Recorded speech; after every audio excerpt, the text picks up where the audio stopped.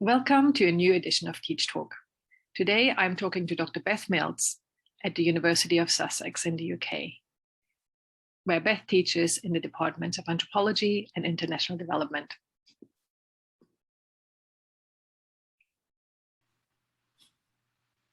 Hi, Beth. Hi, Anka. Nice to see today. Nice to see you. So my first question is, what's your background and where, what, and who do you teach? Right. So I am South African and I trained in anthropology and African gender studies, actually, originally in South Africa. And then decided to explore specifically development studies. And so I did an MA at Cambridge and then went back and worked in South Africa in the field of HIV and research. I was the deputy director of a research center at the University of Cape Town.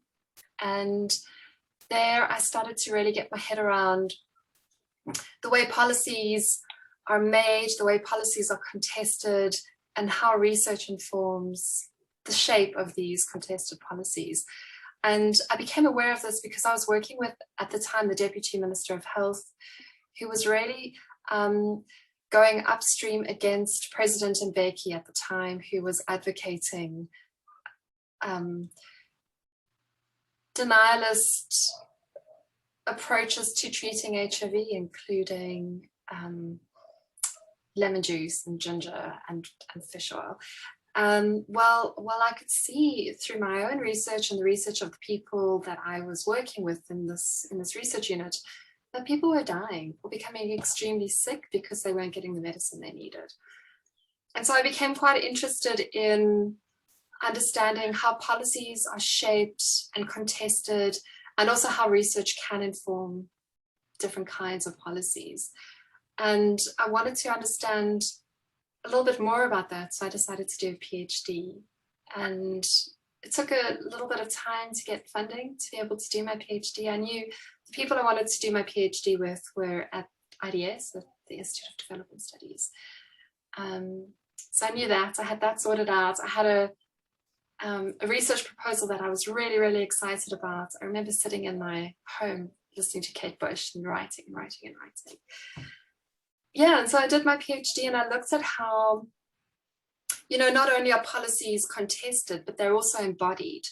And I worked with a group of women who are known in South Africa as the Bambanani Women's Group to understand quite specifically for them how they experience HIV medicine in their bodies and how they experience HIV illness in their bodies, and what that means for the way that they think about democracy, what it means for the way that they think about the post-apartheid government, and how they, through their activism within South Africa and then through transnational activist networks, going over into Brazil, to India, to Thailand, how these women were able to turn upside down the way that the World Trade Organization was thinking about patent laws.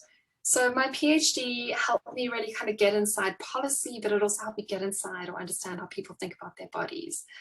And these two worlds continue to be of real interest to me. The way that policies are generated and created and contested, and also how people embody politics and how they embody medicine and science.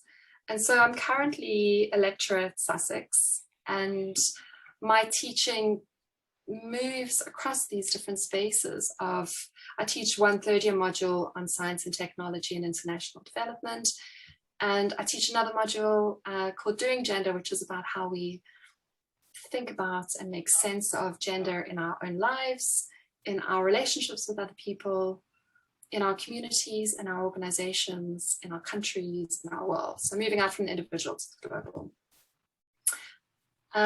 Yeah, and there's a gap that I haven't noted, which is between finishing my PhD at IDS and starting at Sussex. I worked as a research fellow at IDS, where I was able to kind of think about and work with policy globally. So I worked with the UN and with the World Bank, for example, on generating policy that recognizes the link between poverty and laws that discriminate against LGBTIQ people. So yeah, I also got a taste for teaching there, and I really decided I wanted to do more teaching. So I applied to Sussex, and here I am.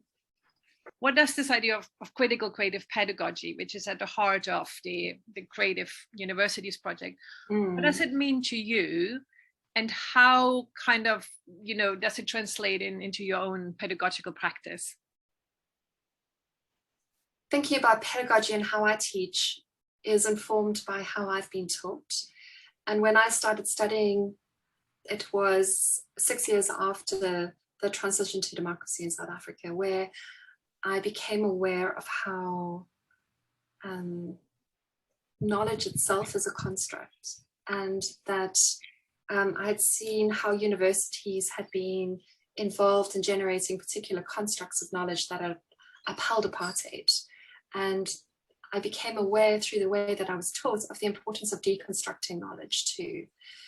And I guess that's been a journey for me now of 21 years since I started my undergraduate degree, of understanding how to generate and create knowledge that is accountable to people.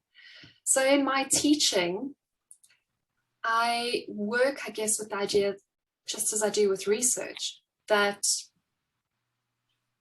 knowledge is generated through relationships. It's not something that is held in an individual. I, as a teacher, do not have all of the knowledge inside of myself. I have knowledge that is generated through my relationship with the people that I've done my research with, or through the reading that I'm working on, or through my colleagues. My relationship with my students is also part of the way that I generate knowledge. And just as I don't have all the knowledge, I also believe that my students have quite a lot of knowledge themselves. And so I see the challenge of my teaching very much to work out how to create a kind of synergy between what the students know and the journey that I'm taking them on to figure out even more about what it is they want to know, and to work with what they already understand, and support them and recognize that understanding, and recognize that it's new to me too. Sometimes there's a lot that I don't know, and then kind of to kind of have a generative approach to knowledge generation, recognizing that there isn't that I don't have all the power. I don't have all the knowledge, and it's an incredibly disconcerting way of teaching, but it's become the only way of teaching that I know how to do. And it's a journey for me. We've spoken about how I used to kind of really rely on working with really kind of complex concepts and complex theories. I became very good at kind of thinking about and talking about Foucault's in my work, and I would kind of rest in that. I would rest in that authority and that way of knowing that I quite quickly came to realize in the second semester of my teaching at Sussex wasn't in my students' best interest, and it wasn't going to work for me to stand up in front of the class and speak to them in a way that assumed that they didn't have their own experiences and their own knowledges. And also to speak about, and I've become more and more conscious of this, especially through reading people like Sarah Ahmed, who talk about how citational practice and reference practices in our research and also in the way that we teach is about race, and it is about gender. And so if I'm only referencing white men like Michel Foucault or Pierre Bourdieu, for example, Anthony Giddens, it's kind of big people who've become really kind of powerful in the worlds that I've inhabited, then I'm only teaching a part of the picture, and I'm not recognizing all the various other voices and perspectives that are not given much space, particularly in higher education institutions in the global north. So I needed to kind of relearn and rethink the way that I work with authority and the way that I work with power, so that it's a little bit more distributed and a little bit more horizontal, And for me, that requires creativity in my teaching. That requires working creatively to draw out my students' knowledge and their stories, and to be prepared to be challenged by them. So that's my understanding of creative pedagogy, and critical creative pedagogy is recognizing that my perspective or your perspective or anyone's single perspective is not sufficient, that we can come to a fuller understanding when we recognize and work creatively with multiple different viewpoints and perspectives and knowledges. It sounds like you have a really kind of both relational and reflexive kind of understanding of co-creating knowledge with your students, which I agree certainly kind of demands a lot of creativity in addition to kind of the critical analysis of teaching. So I'm curious in terms of just some concrete examples of what this critical creative teaching looks like in your classroom and how your students are actually learning from them. The way that I work with critical creative pedagogy differs from undergraduate teaching to postgraduate teaching, because I recognize that students are going to need different things from me as their teacher in their undergraduate degrees compared to their postgraduate degrees. And so, yeah, one of the modules that I teach on is called Doing Gender, and it's a postgraduate master's module. And in that module, I introduce the students to a particular kind of framework. It's called the Gender at Work framework, that moves from the individual to understanding social norms, to understanding politics, policies, and to understanding resources. So there's kind of a quadrant that we move through. In order to link the kind of the theory and the framework into their lives, I use a lot of arts-based practices throughout the journey of the module. And I start off with working with the students to understand the practice of appreciative inquiry and the value of speaking and of listening and of being silent. And I do that through encouraging all of us in the class to move from sitting at desks, I mean, this was when we were teaching in person, to sitting in a circle. I often don't refer to the students as students when I'm engaging with them or kind of thinking about them. I think about them as people. And what I do in the first session is get the students to pair up and have a conversation with each other to share something pretty kind of straightforward, like what it is that made you want to take this module. And they do that and start kind of testing out what it means to speak, because it is brave and hard sometimes to speak, and also what it means to be silent and to listen in a way that's fully hearing what the other person is saying without needing to jump in and kind of put your own spin on whatever it is that they're saying.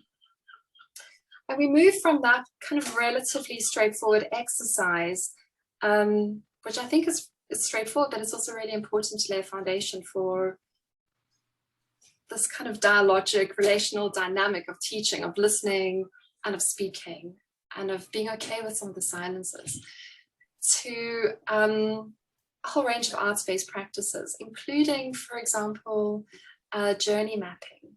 Or I love journey mapping because it can be done behind a computer screen with people drawing and mapping out significant moments in their lives that have prompted them to change course or to move forward even more rapidly. So relationships or relationship breakdowns, or particular degrees that they might have gotten, or a political moment in their country. And they map this all out as a river with boulders that they have to climb over, or tributaries that come in and that make the river move even faster. And they can do this quite easily on a piece of paper. This year I sent all of the students a little art pack. So they had things that they could use. Had paper and pens and clay and various different sequins, various things that they could use. And then they would share that that account in light of the literature that we were looking at in that week. In this module, the week is around what it means to be a feminist, or what it means to be a feminist killjoy. Again, in Sarah Ahmed's writing, where people are starting to find their voices and make sense of their lives, looking back through this river of life, and then also starting to think forward about where they want to be moving to. I also think one of the approaches that I take in my teaching is to hand over part of my class and let the students, I have a whole toolbox of various different methods and practices that the students can access from week one. And it's a toolbox that they can use. And in every single class that I have, there is about an hour where the students run their own session. And so they facilitate a body mapping session, or they introduce a new kind of technique or a new kind of tool to the class. And in that way, they start making their own connections to the literature that we're looking at, but also bring in their own expertise. Many of them have worked in gender and development around the world into our class. And if it's a new kind of tool, then it's something that we will put into the toolbox. And that toolbox grows, and there are about 25 different tools in it at the moment, and it's grown over the course of the 4 or 5 years that I taught the module. So there is a sense of legacy. And the third thing that I do, so I run creative kind of arts-based sessions. The students also do this. But then I also invite previous members of the Doing Gender module to come and give lectures on the module. And they are all doing so many interesting things around the world, working as journalists, working in the Gambian Ministry of Health, for example, and they will come and speak about what it is about that particular week. So, for example, we had someone come and speak to us on social norms and deep structures, and how she had, in her research at Sussex, looked at mapping out the Delhi metro and looked at how gender works on the Delhi metro in the women's only carriages.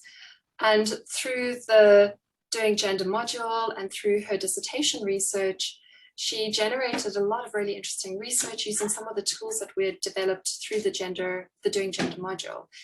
And she published an article in an international journal based on the research she'd done. And she came and spoke to us about that article and what it means for thinking about the work towards gender equality in India.